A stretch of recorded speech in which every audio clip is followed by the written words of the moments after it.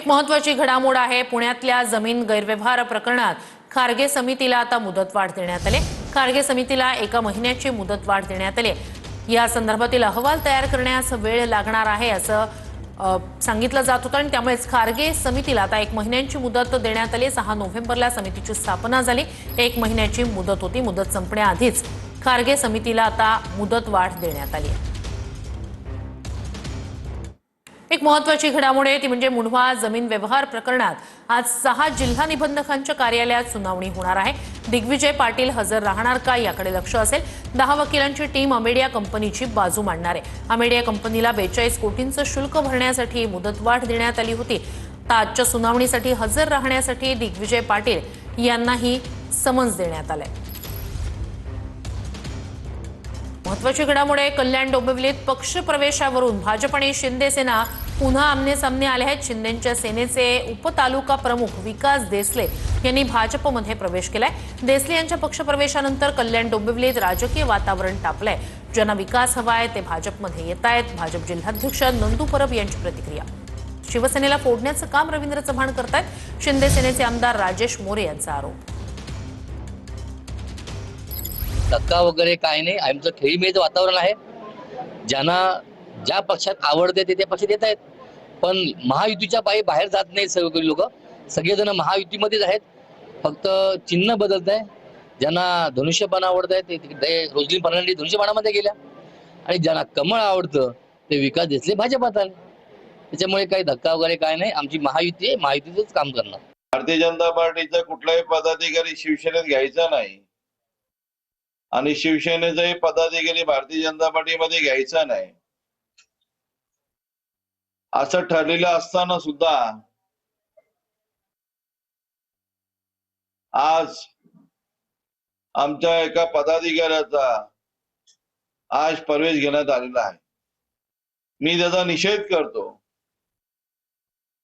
अनेक हे देऊ ते देऊ अशी प्रलोभन देऊन आमच्या पदाधिकाऱ्यांना फोडण्याचं काम रवींद्र चव्हाण साहेब करत।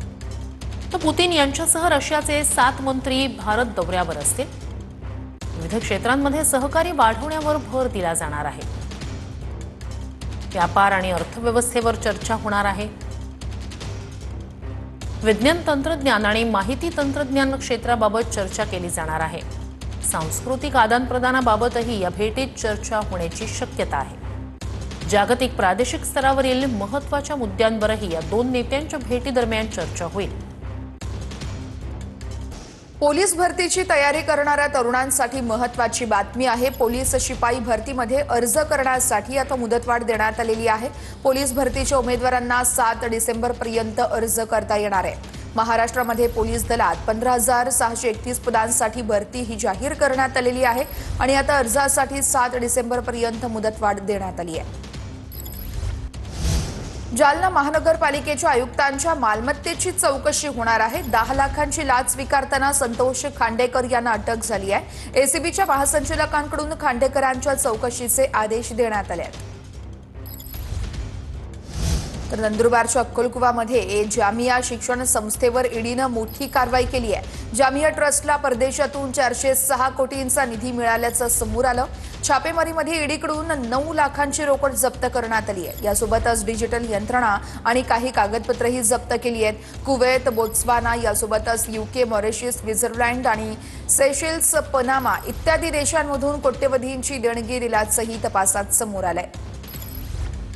पवईतील वृक्षतोड प्रकरणी आता केंद्राकडून चौकशीचे आदेश देण्यात आलेले आहेत। केंद्रीय हवामान, वन आणि पर्यटन मंत्रालयाने हे चौकशीचे आदेश दिलेले आहेत। एका एनजीओच्या तक्रारीनंतर हे चौकशीचे आदेश देण्यात आलेले आहेत। मुंबईतल्या हवेची गुणवत्ता सर्वात वाईट असताना वृक्षतोड चुकीचं असल्याचं देखील निरीक्षण नोंदवण्यात आलंय। वृक्षतोड प्रकरणी एनजीओ आणि पर्यावरण प्रेमींची तक्रार आहे। पवईतील वृक्षतोड प्रकरणी केंद्राकडून आता चौकशीचे आदेश आहेत। बघूयात पुढची बातमी। भाजप नकली हिंदुत्वाचे ठेकेदार असं सामनामध्ये लिहिण्यात आलेलं आहे। नाशिकमधील वृक्षतोडीच्या मुद्द्यावरून सामनाच्या अग्रलेखातून टीकास्त्र डागण्यात आलंय।